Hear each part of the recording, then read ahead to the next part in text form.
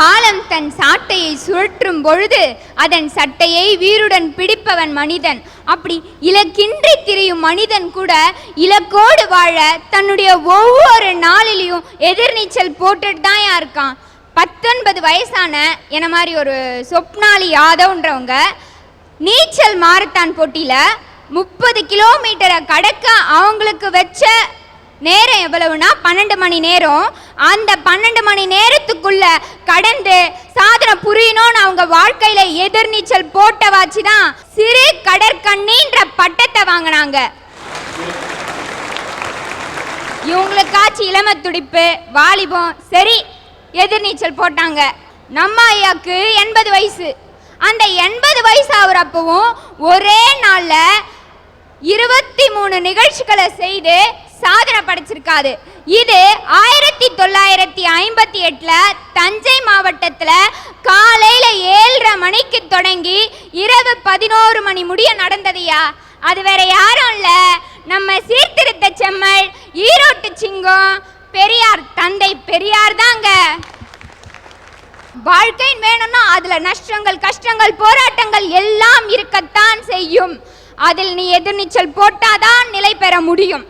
ஐயா, காற்றை கிழித்து எதிர்நீச்சல் போட்டதால் தான் விமானம் தெரிந்தது, தண்ணீரை கிழித்து எதிர்நீச்சல் போட்டதால் தான் கப்பல் தெரிந்தது, நெருப்பில் நீந்தி எதிர்நீச்சல் போட்டதால் தான் சொக்க தங்கம் கிடைத்தது. அதனாலதாயா சொல்ற எதிர்நீச்சல் போட்டாதாயா எல்லாமே கிடைக்கும். ஐயா, தேசிய பறவை மயில், தேசிய விலங்கு புலி, தேசிய மரம் ஆலமரம். ஆனா தேசிய வார்த்தை என்ன தெரியுமாயா இன்னைக்கு? ஐயா பசி, ஐயா பசி. அதுதான்யா இன்னைக்கு தேசிய வார்த்தையா இருக்கு. ஐயா பசி அம்மா பசி ரெண்டுமே. அம்மா மறக்க கூடாதுல. படைச்சது பிரம்மா, நான் சொன்னது பெத்த அம்மா, நீ நினைக்க கூடாது சும்மா.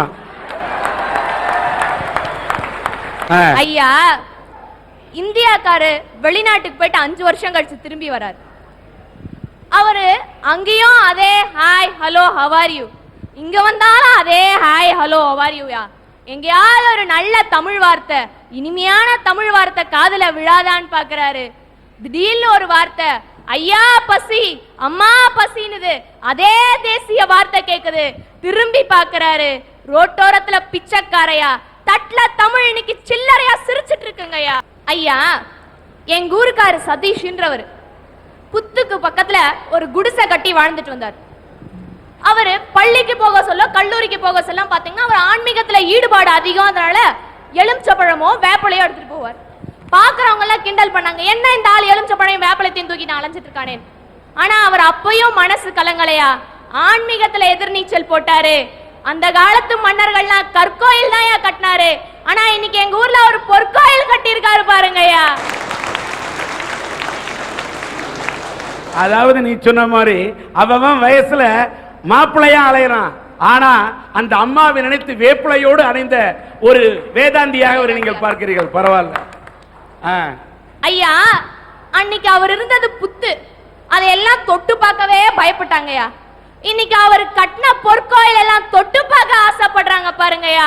அங்க போட்டாரியா அவர் எதிர்நீச்சல். திருப்பதியை பார்த்தவங்க எல்லாம் திரும்பி பார்க்க வச்சார் பாரியா தன்னோட 29 வயசுல. அங்க போட்டாரியா அவர் எதிர்நீச்சல். அதனாலதான் சொல்றேன், இந்த நிழல்களிலே எதிர்நீச்சல் மட்டும் தாயா நிஜம். ஐயா, என்ன மாதிரி ஒரு அழகான பொண்ணு. சரி, ஒத்துக்க மாட்டேன்றீங்க, விடுங்க. இல்ல நான் ஒத்துக்க மாட்டேன் என்ன சொல்லிட்டு இருக்க? அங்க இல்ல அவங்க எல்லாம் ஒத்துக்கறாங்கயா. அப்புறமா பின்ன பேசுங்க. என்ன மாதிரி ஒரு அழகான பொண்ணு ஒத்துக்கறீங்க தானே? ஒரு வீட்ல இருக்காங்கன்னு வச்சுக்கோங்க, எதிர்க்க இருக்க 4 வயலுங்க.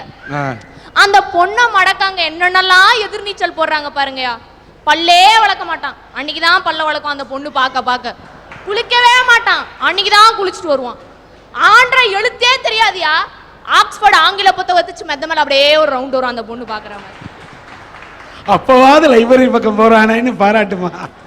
ஐயா, ரங்கநாதன்றவர் கிராமத்துல இருந்து பட்டணத்துக்கு போறாரு. தாமோ ஒரு பாடலாசிரியர் ஆயிடலாமேன்ற கனவோட பட்டணத்துக்கு போய் நண்பர்கள் வீட்டுல தங்கி சான்ஸ் கேட்டு அலையறாரு. 2 வருஷமா சான்ஸே கிடைக்கல. திரும்பி வராரு. ஆனா இருந்தாலும் அவரோட மனசுல ஒரு ஏக்கம் இருக்கு, நம்மளும் ஒரு பாடலாசிரியர் ஆகணுமேனு. திரும்பி வந்து நிக்கிறாரு பஸ் ஸ்டாண்டாண்ட. கண்ணதாசன் ஐயாவோட பாடல் வரிகளை கேட்கிறாரு. தானும் இந்த சமூகத்துல எதிர்நீச்சல் போட்டு பாடலாசிரியர் ஆயிடுவேன்னு சொல்லிட்டு திரும்பி போறாரு. போயிட்டு எம்ஜிஆர் சாரை சந்திக்கிற வாய்ப்பு கிடைக்க சொல்றாரு, ஐயா நான் பாடலாசிரியரா ஆகணும்ன்ற ஒரு கனவு இருக்கு, எனக்கு உங்க படத்துல ஏதாவது ஒரு பாடல் எழுத வாய்ப்பு கொடுங்கன்றாரு.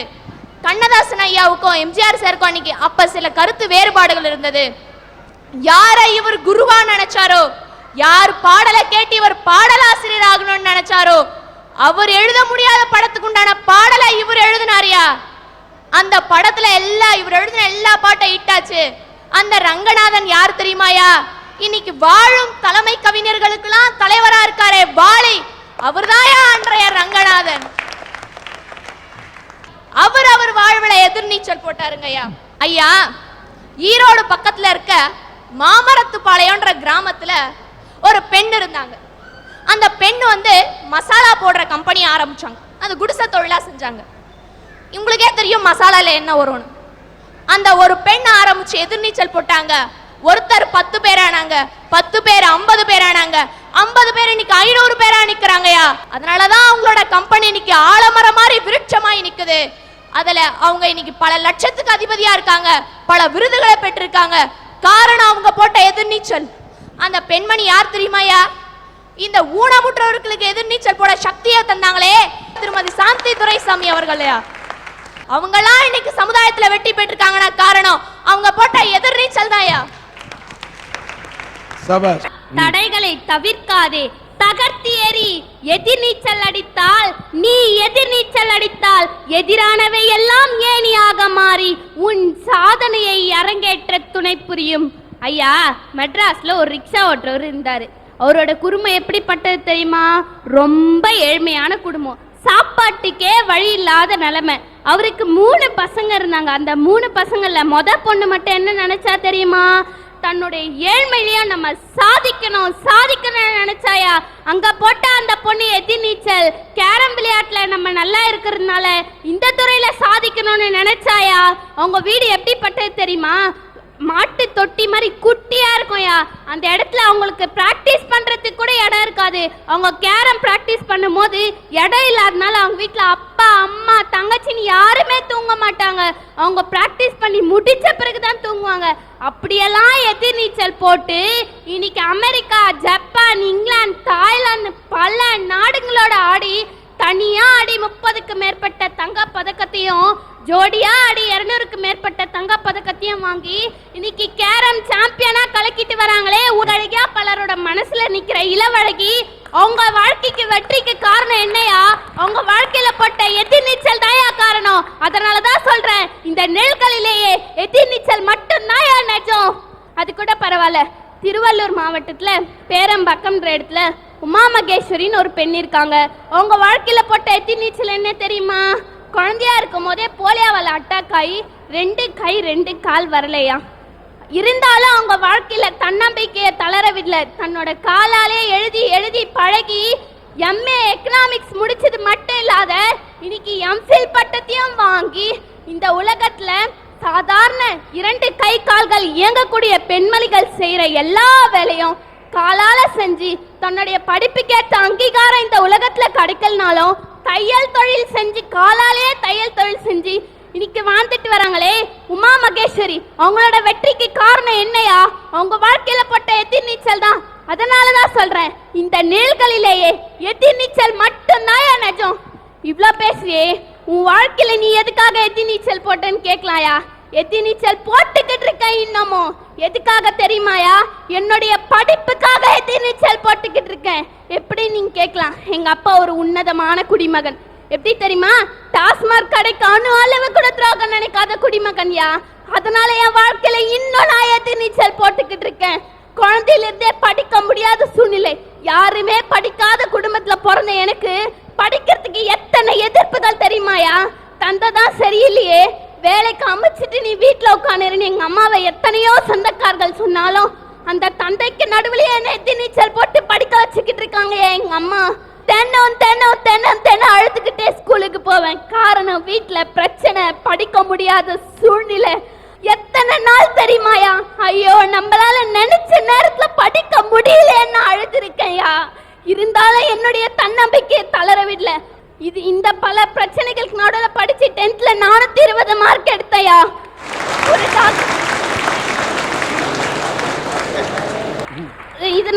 ஒரு டாக்டரோட உதவியோட அக்ஸிலியம் கேர்ள்ஸ் ஹையர் செகண்டரி ஸ்கூல்ல 11th ஜாயின் பண்ணி படிச்சையா. இன்னைக்கு 12th முடிச்சிட்டு 960 மார்க் எடுத்திருக்கையா. என்னோட ஆசை என்ன தெரியுமாயா? நான் நர்சிங் படிக்கணும்ன்றதுதான் என்னுடைய ஆசை. ஏன் தெரியுமா? மருத்துவ பணியில இருக்க ஒவ்வொருத்தரும் விஷ்ணுவிற்கு சமமானவர்கள்யா. உயிரை காக்கிற தொழில் பணி அவங்க கிட்ட இருக்கு. அதனால நான் அதுல சாதிக்கணும்னு நினைக்கிறேன்யா. ஆனா இன்னைக்கு வரையும் என்னுடைய ஆசைகள் கனவுகள் எல்லாம் கேள்விக்குறியா இருக்குயா. இன்னைக்கும் நான் எதிர்நீச்சல் போட்டுக்கிட்டு இருக்கேன். கேள்விக்குறியா இருக்க என்னுடைய வாழ்க்கையும் லட்சியமும் எப்போ ஆச்சரியக்குறியா மாறுதோ அதுவரை எதிர்நீச்சல் போடுமையா.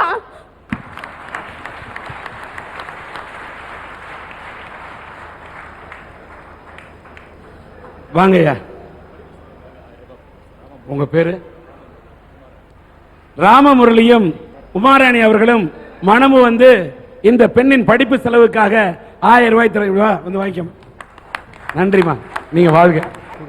அம்மா கையால கொடுங்க, கொடுங்கம்மா, கொடுங்க.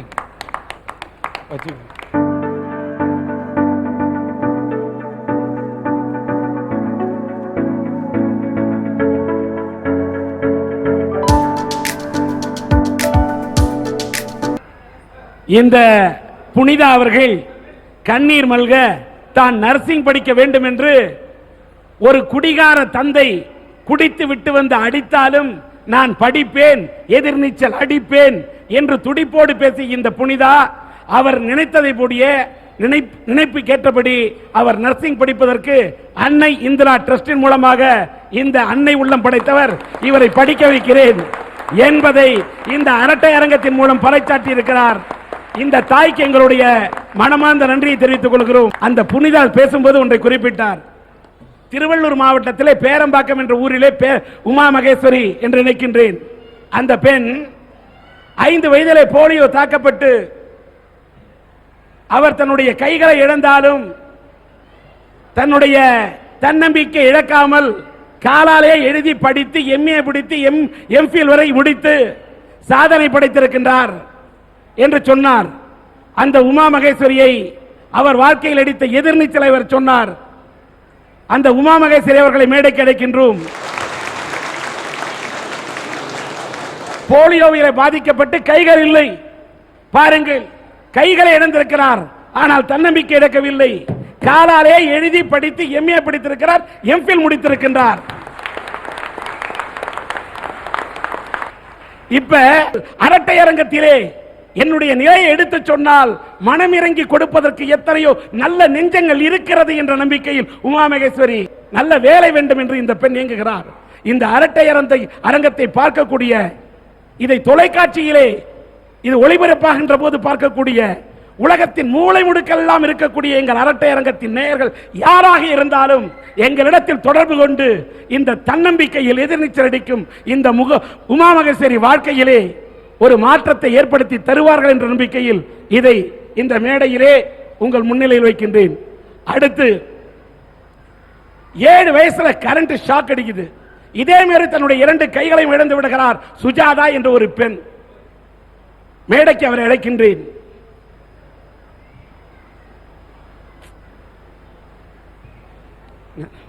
பாருங்க, இதான் சுஜாதா.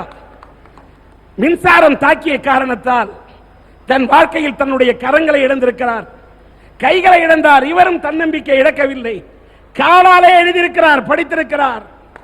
காலால் தையல் இயந்திரம் இயக்கி இருக்கிறார். காலால் எம்ப்ராய்டரி மிஷினில் எம்ப்ராய்டரி போட்டிருக்கின்றார். காலாலேயே கம்ப்யூட்டரை இயக்கி இருக்கின்றார். இந்த சுஜாதா இப்பொழுது படித்து முடித்திருக்கிறார். இவருடைய வாழ்க்கையில் இவருடைய லட்சியம் B.Ed படிக்க வேண்டும் என்று கதறினார், துடிக்கிறார்.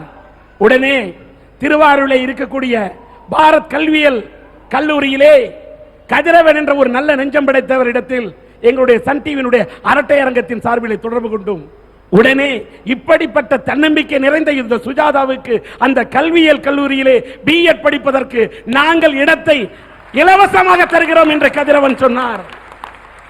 அடுத்த மாதம் திருவாரூரிலே எங்களுடைய அரட்டை அரங்கம் நடக்க இருக்கிறது.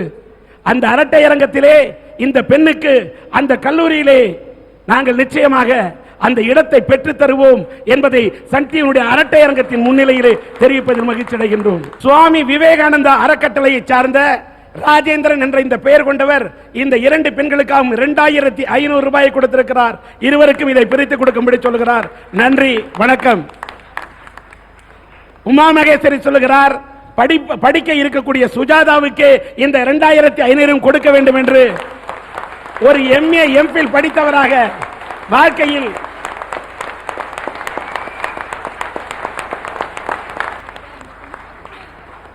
எனக்காவது ஃபேமிலி சப்போர்ட் இருக்கிறது, சுஜாதாவுக்கு அதுவும் இல்லை, அதனால் அவருக்கே இதை கொடுத்து விடுங்கள் என்று சொல்லக்கூடிய இந்த நல்ல உள்ளத்தை பாராட்டுகிறேன்.